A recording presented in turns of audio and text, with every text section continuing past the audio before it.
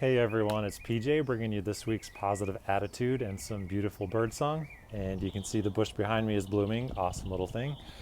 Um, I wanted to do this video yesterday, but I tend to look at the general tenor of the general mood of people posting stuff online. Just it seems like people are in collective mindsets and moods these days. And I'm always curious what those are going to be. And yesterday I got kind of overwhelmed by this sense from others who it's finally sinking in just how long all this strange coronavirus stuff is going to be. All the quarantining, all the unsurety, and that's part of the big thing is the unsurety, not knowing how long it is actually going to last, how bad it's actually going to get, because mostly what we hear is bad news and scary stuff. So this week's attitude is actually really timely. I didn't choose this because of what's going on. It just is very synchronistic. And the attitude is to be brave. And I'm going to refer to my notes quite a bit because all the little points that I made for this were actually really good as I was looking over. And the first point is that in our world, happiness requires true bravery. Because when you do look out at the world, there's always a lot of bad shit going on. But nowadays, it's like this never ending storm of terrible things going on and calamity and wars, rumors of wars, you know how that goes. And it's like everywhere we turn, there's all this bad stuff coming at us, and we don't quite know what to do it with. So we have to be brave, for starters.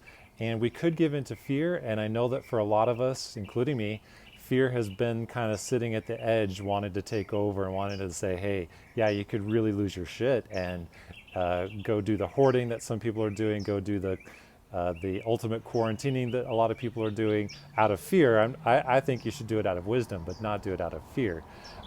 So if you want to be happy, you really have to be brave in this world. That's a major truth that I would love to share with you. The next thing, sometimes you have to walk to the beat of your own drummer. If you don't like walking, then hike, dance, throw glitter, whatever. But a lot of times we have to be willing to do our thing. And in the face of all this stuff, people are kind of having to look at themselves in a different way. We're having to look at our own strengths, how we're going to adapt to this new lifestyle of quarantining and social distancing. And so the next point is that sometimes we must step into the darkness to find our path. And I think a lot of people are feeling that right now. We're feeling surrounded by darkness and we're looking for some light. One thing I've been really, really encouraged and happy to see is all the light and kindness that people have been going out of their way to share with each other. People have been reaching out, people have been sharing their feelings and allowing themselves to be vulnerable, which is where true strength comes from, by the way, is from being vulnerable. And the point of that is that on the edge of the darkness, we find new light, new knowledge, and new adventures. And that's another thing that's really awesome is people are shifting the way they're doing things so that we can do them even more together. This really wonderful thing about technology allows us to collaborate and to connect with each other in better ways, whereas my experience has been that technology has tended to separate us and drive people apart because we haven't been communicating very well. Instead, we spout our opinion, then run. If we don't like somebody else's opinion, we block them. And that's super unhealthy, not just for ourselves, but for society and for the environment of this world that we all live in. So the ability to connect in meaningful ways and to communicate has been truly awesome.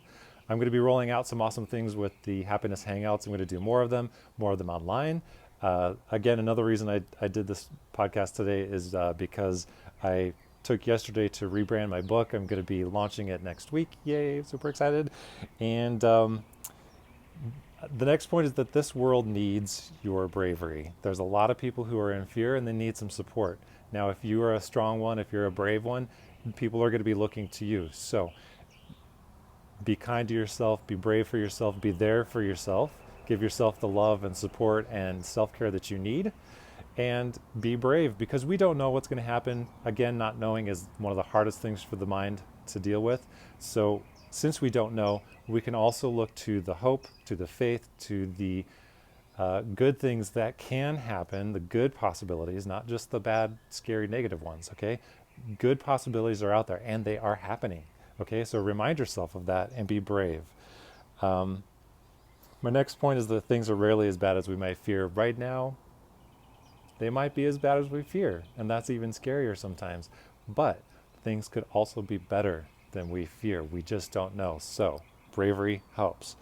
My last note on this one is to ask who your favorite example of bravery is, and I'm going to share one of mine, uh, which might be kind of surprising because some of mine are people like Martin Luther King, JFK, Gandhi, Harriet Tubman. But the one that I'm going to share today is also in the book, which I will show you the new cover because hopefully I'll get the printed version in a few days, is Marie Curie, Dr. Curie. Actually, I think she's also a madam, a lady. So I love her because she was a woman who, against all odds, against all social conventions, she went to school, got her doctorate, or doctorates, I believe.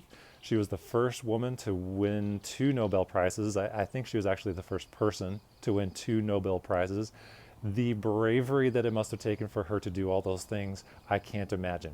I can't imagine being a woman in a society that thinks less of women, who really, a society that really is against women going to school and getting educated, against having a career, against being a doctor and being considered as smart as men. Like, whoa, she really flew against the face of all the odds that were against her. And I really admire that about her. And so her discoveries, through her bravery, she discovered things that would help humanity enough that she won 2 Nobel Prizes. So, excuse me, love nature, but the flies. Um, so I am curious to know who your favorite examples of bravery are and why you admire them so much. And I look forward to seeing you at some happiness hangouts. I look forward to more conversations and questions online, and I will talk to you again soon.